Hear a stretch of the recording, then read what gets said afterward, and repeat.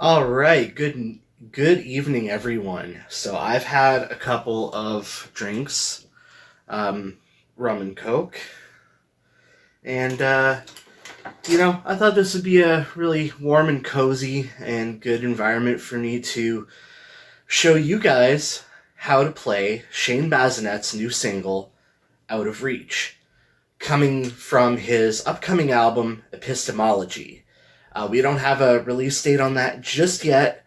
We are working on the album, though, and this is his second single after Wayward Mind.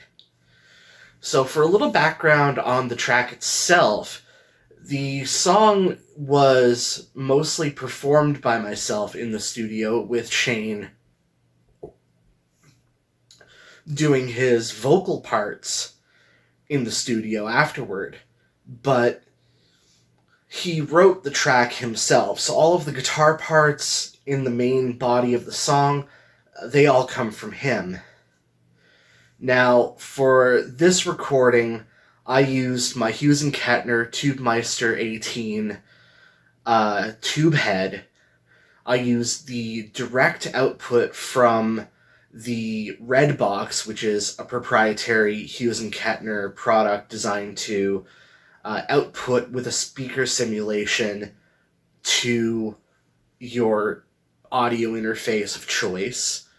And just that straight into my audio interface, into my PC, into Reaper. So you've got real tube tone. However, for tonight, for the purposes of recording, I'm using a free software plugin for your computer called Emissary by Ignite Amps, which is a VST guitar amplifier simulation, and a software piece called Nadir, which is an impulse loader. Basically, it loads the EQ profile of a microphone in front of a speaker cabinet. That way, what comes out of the amp simulator sounds like you recorded a proper guitar amplifier. And just for an example of what that kind of sound will sound like,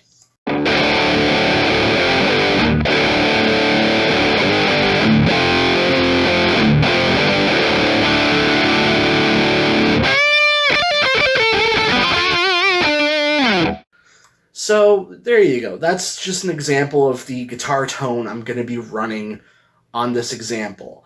Now, all of the software that I'm using, aside from my digital audio workstation, which is Reaper, is free. You can find this on the internet and download it. The impulse responses I used, they all come from a free page.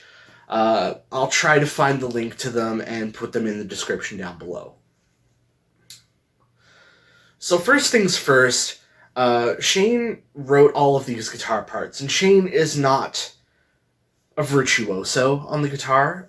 He is very much a singer and songwriter, so his approach to the guitar is very different from mine, where I'm more in tune with the sort of lead guitar stylings of a guitar player like, say, Dream Theater's John Petrucci, or someone like Steve Vai, Eddie Van Halen.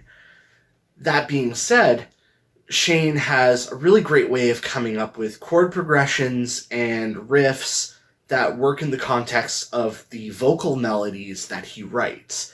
As Shane is more of a singer-songwriter, he is more focused on those vocal melodies. So it's always coming down to what supports the song the best.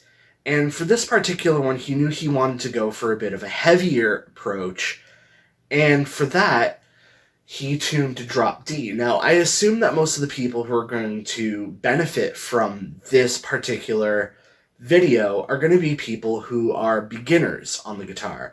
People who are maybe not so advanced that they will know all of the basic shred techniques or, anything like that. So, just to give a little bit of an overview of what drop D means, you have a standard tuning on the guitar, which goes from the lowest pitched string to the highest pitched string, A, D,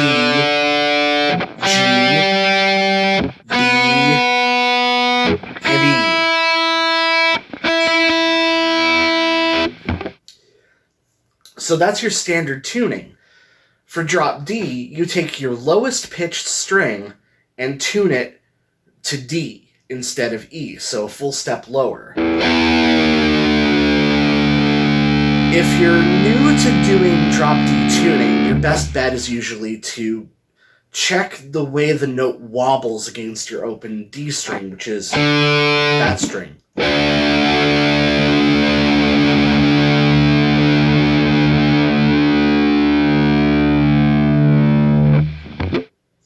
It can be very easy to tell when your string is out of tune if the note sort of warbles.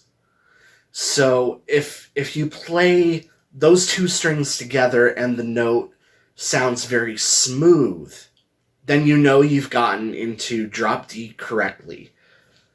So now we're in the correct tuning. Let's talk about what kind of techniques you might want to use for this song. So one of the advantages of drop D tuning is the ability to play root fifth power chords with a single finger.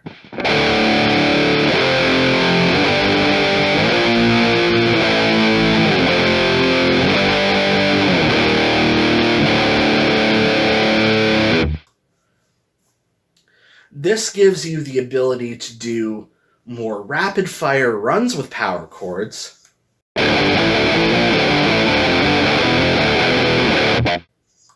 that you maybe wouldn't be able to do in standard tuning quite as easily. And it also gives you the ability to do bigger position shifts without as much effort.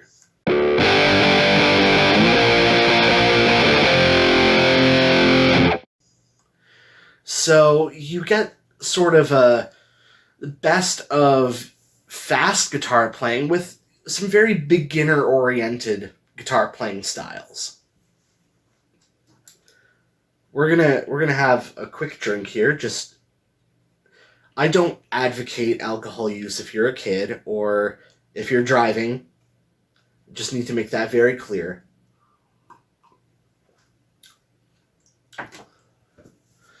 So let's talk about the song now. So it starts off with this riff that is very much along the lines of what you would have found in early to mid-2000s alternative metal. And a big component of this riff is using this part of your palm to mute the strings. Palm muting. Very essential technique for any guitarist of any skill level to learn. I believe that effectively muting any strings that you're not playing is one of the most essential skills any guitar player of any skill level can have. And being able to use the muting to turn a very messy sounding open string run into a very powerful, chuggy metal guitar run is essential for heavy metal guitar playing. And you'll hear exactly what I'm going at as I transition from this very messy, open chord to something that's a little more of a metal chug.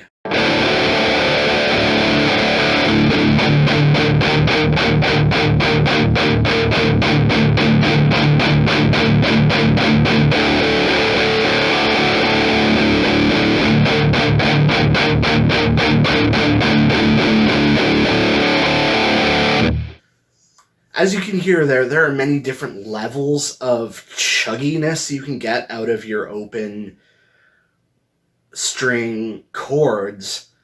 And, I mean, that'll translate to anywhere on the fretboard.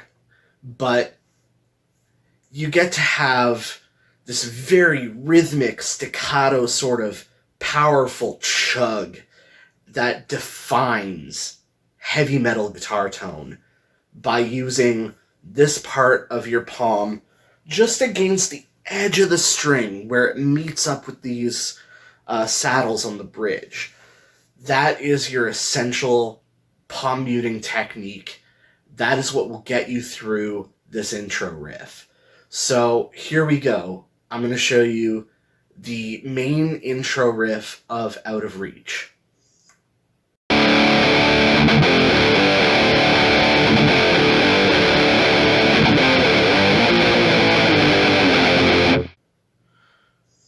So just to explain what I'm doing there, I'm doing a very chuggy open string part,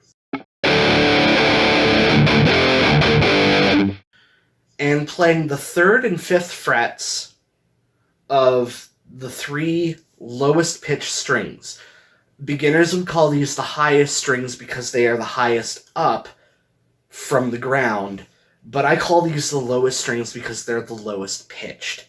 So the 3 lowest pitched strings, you're going to play the 3rd and 5th frets in between these open, chuggy rhythms.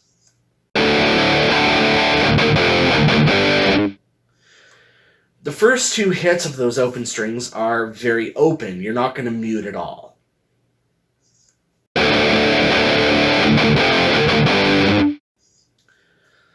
So this pattern repeats a couple of times, and it turns around. Turnarounds are a big part of blues music and rock and heavy metal all the same, where a repetitive riff uses a different motif to turn it around, to bring it back to the beginning of that riff. And all this is a simple 16th note strum. There's no muting going on from the 8th to the 7th to the 5th to the 3rd frets.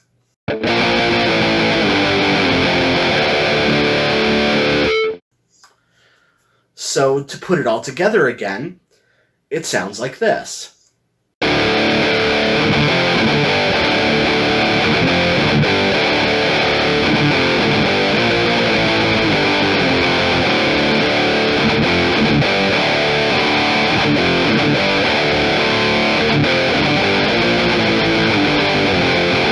So that is the main opening riff of the piece. Let's talk now about the verse. So this is the only part where I differentiate from what Shane originally wrote, as he went for more of a typical one-finger power chord motif.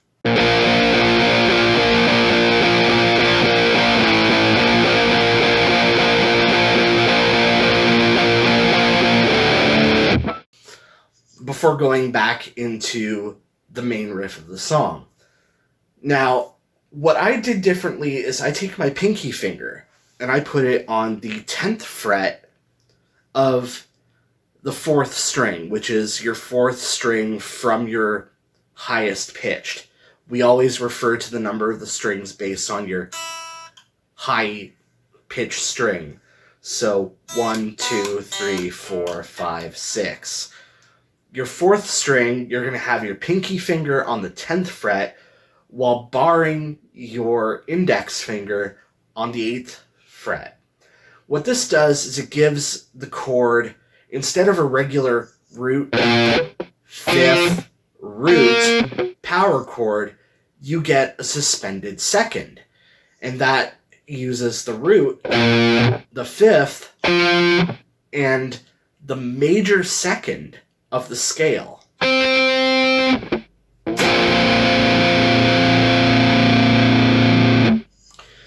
This type of chord really became popular in the early to mid 2000s with the advent of bands like Linkin Park, Evanescence, and I find that using these major second tonalities and the suspended second chord can really add a lot of harmonic color to an otherwise very straightforward sounding guitar part.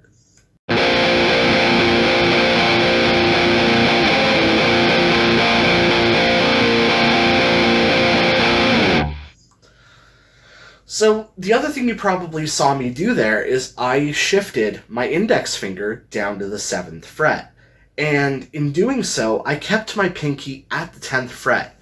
What this does is all of a sudden that suspended second sound becomes a minor third.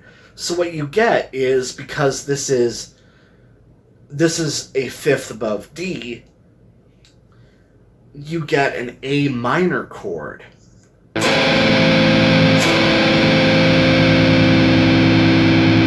But it's a bit of a broken A minor chord, as you only have the root, the fifth, and the minor third.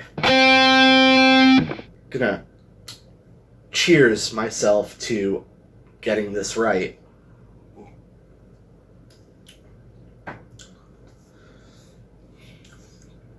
Now, this minor third chord only comes in for a couple of hits of the chord, but because of the way that you have this top note remaining static while the two lowest pitch notes move around, you get this very interesting sort of harmonic, I don't even know what to call it, but the harmonies evolve as they go through the part.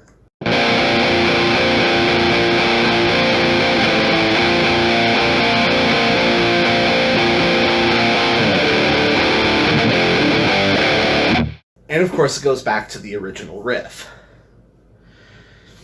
Now, one thing about this part that's very interesting is the picking pattern. So, anyone who has watched the playthrough video has probably seen me fumble through two different types of picking pattern, because I didn't have two cameras on me recording at the same time. I recorded two different takes of me playing the same riff. And that's actually in line with how the production works, as it isn't just one guitar track. I recorded two separate guitar tracks and panned them in the mix hard to the left and hard to the right. If you only listen to one speaker, you're going to hear the entirety of one of my guitar tracks, and if you listen to the other, you're going to hear the other. That's just the way that those heavy guitar tracks get built up. It's almost impossible to make those heavy guitar riffs without layering multiple versions of the same riff on top of one another. Doing so is what thickens the guitar part and really gives it that oomph that makes heavy guitar sound so good.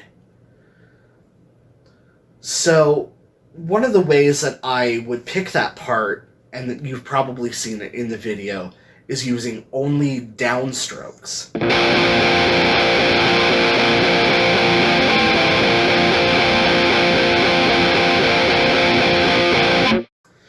Now, this is a very common technique for songs by the band Metallica, as rhythm guitarist James Hetfield preferred to do as much as he could using only downstrokes.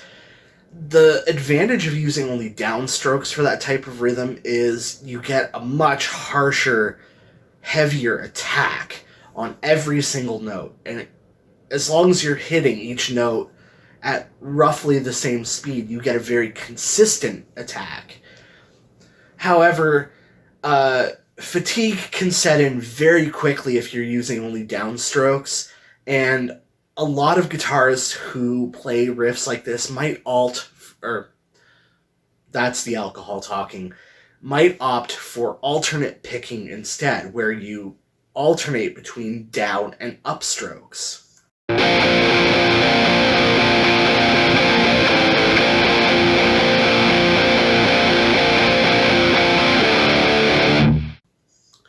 Now, this doesn't present as much of a physical challenge to playing, but you can probably hear where every time I do the upstroke, it's not quite the same timbre as when I do the downstroke.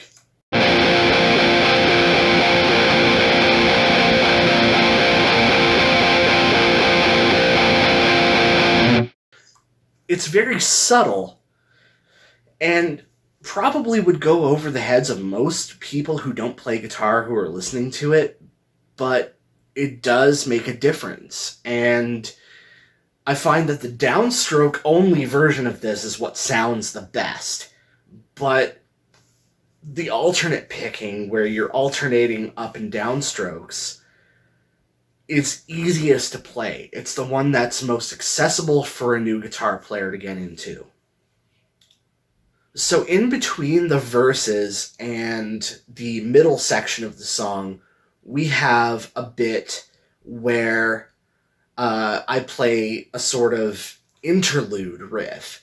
And this part's very easy because it just uses two notes, and it really capitalizes on that palm muting technique I talked about earlier.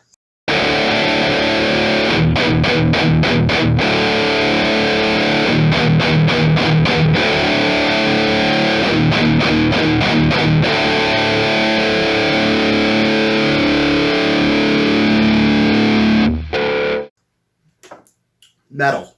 So during that part, really all you're doing is hitting one big open D chord with just your three bottom lowest tuned strings. You let that ring out for an entire bar. Then you bar your index finger on the first fret and use the heaviest palm mute you can imagine. And do quarter note triplets. So dividing the bar equally into 6 parts. Now, just for clarification on what I mean by a triplet, you have your quarter notes 1, 2, 3, 4, 1, 2, 3, 4. Then there are eighth notes. 1 and 2 and 3 and 4 and 1 and 2 and 3 and 4 and then you have your 16th notes. 1E and a 2E and a 3E and a 4E and a 1E and a 2E and a 3E and a 4E and a... This is how we were taught to count them in high school music class. Triplets, though, and other tuplets, as they would call them, are ways to divide a bar of music into uneven amounts of time. With this, we were dividing into quarters, eighths, sixteenths. You could divide into halves. But this is to divide into threes, into fives, into sevens. And you can get some really interesting rhythmic results by going with even odder numbers. But for the purposes of this, it's just dividing the notes, or dividing the bar into 6 evenly spaced quarter note triplets. So each half note is now 3 quarter note triplets. You're evenly dividing a bar of 4/4 into 6. So 1, 2, 3, 4, 1 triplet, 2 triplet, 1, 2, 3, 4, 1 triplet, 2 triplet, 1, 2, 3, 4, 1 triplet, 2 triplet. This is probably the simplest version of a tuplet you can come up with, the triplet. And it can get even more advanced than that. I've heard 11 tuplets in songs before from artists like Frank Zappa. Generally speaking, though, as a musician, you're most likely to only come into contact with triplets, maybe quintuplets and septuplets at most. So this brings us into the bridge section, which is probably the easiest part. And if you saw in the playthrough video, I made a little joke there about punk rock, single finger mode activate, because it really is that simple. You're just playing 3 different chords, and you can play the whole thing with one finger. You can have only an index finger. You can chop off the rest of your fingers. You don't even need them. I mean, you don't need fingers for drop D. You just need one thing to bar across your string and you're good to go. So for this riff, I'm going to play it with one finger.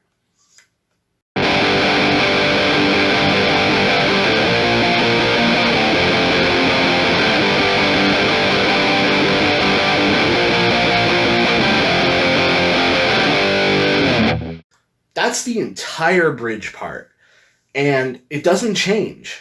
There's no extra riff in that section. It's just those 3 chords and the truth.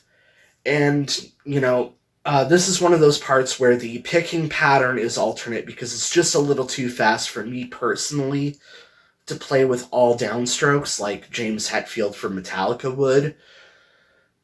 But that's fine. You don't have to play with downstrokes all the time, unless you're covering Metallica songs, in which case I strongly recommend you do. But for this, you're only playing the 5th fret, the 8th fret, and the 3rd fret. So that's your G, your B flat, and your F.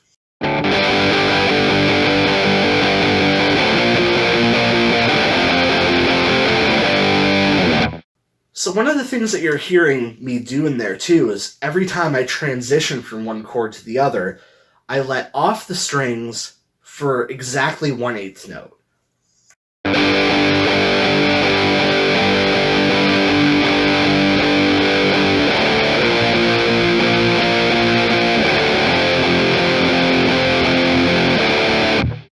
So it leads you back to that open D chord all the same. So it kind of keeps the riff grounded in that D minor tonality that the tune is in, while still changing keys. We're now in G minor instead of D minor, and just that little transitional note, it's something that's very subtle. You probably wouldn't notice it if you weren't actively listening for it, but it's something that makes it very easy to transition between these notes. And it was the way that Shane presented the original recording of it to me. I wanted to preserve that because it's a very punk rock way of going between different chords and drop D tuning.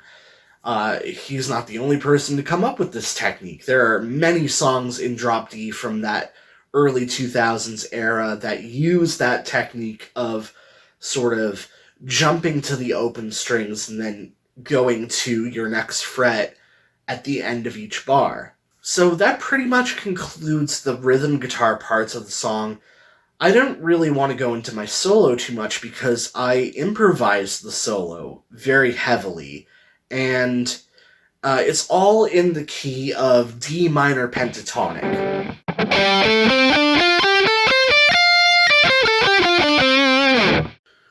More or less. There are a few excursions into regular D minor. I even do a little bit of a G minor lick at one point.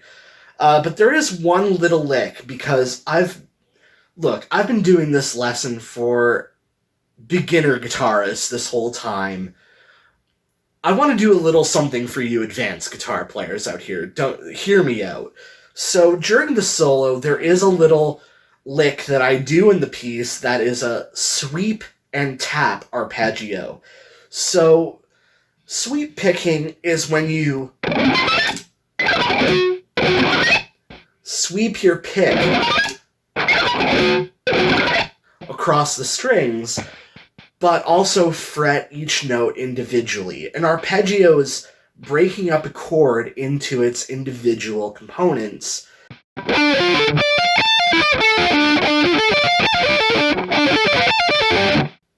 More or less. I'm not very good at sweep picking arpeggios myself. I need a lot more practice at it.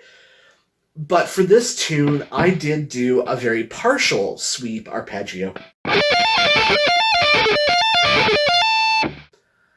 So that's your 14th fret on your G string, your 15th fret on your B string, and alternating between the 13th and 17th fret on your high E.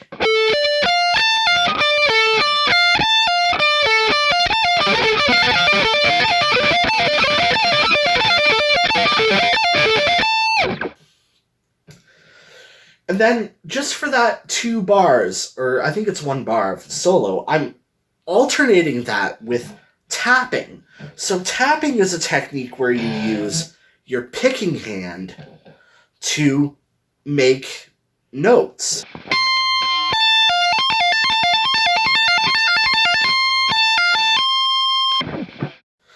So I'm using that technique in conjunction with the sweep picking that I'm doing.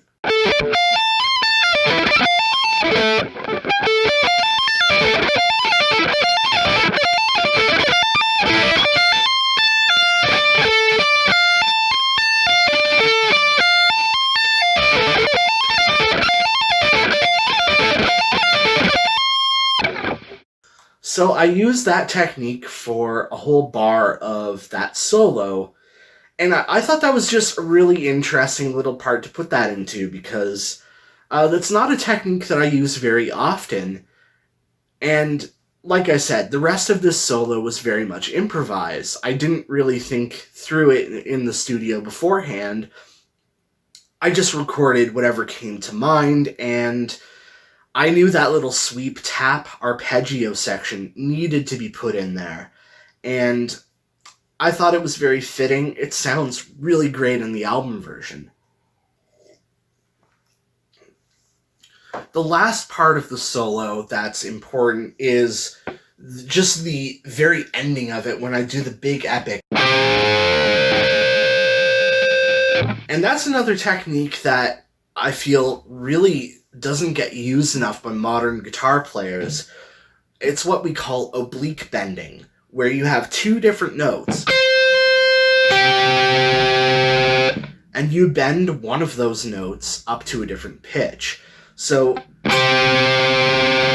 those two notes are C and G, and they are a fourth apart, but when I bend the G string, it bends the G note up to A. And you get a major, a minor fourth out of that, sorry. So you get an A and a C, but you get it by bending the G up to A. And the more you shake that note and get a vibrato, the better it sounds. And then I end the solo by doing the same thing, only this time on the 13th fret of both the high E and high B strings. And that's your F and your C, but I bend the C up to D. And then I just slide the whole thing down because it sounds really good, especially with a wah pedal. And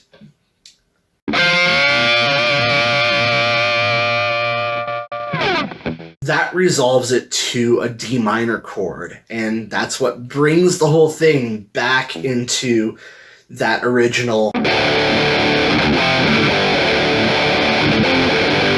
riff that we saw in the rest of the song. So there you go. That's basically everything you need to know to play Shane Bazinet's Out of Reach from his upcoming album, Epistemology. I hope that this has been clear enough for all of you. I really tried to make this as in-depth as possible, and something that anyone of any guitar playing level, from absolute beginner to intermediate to advanced, can understand. And, I mean, it's so easy. I can play this riff drunk. Like, really, I can play this drunk.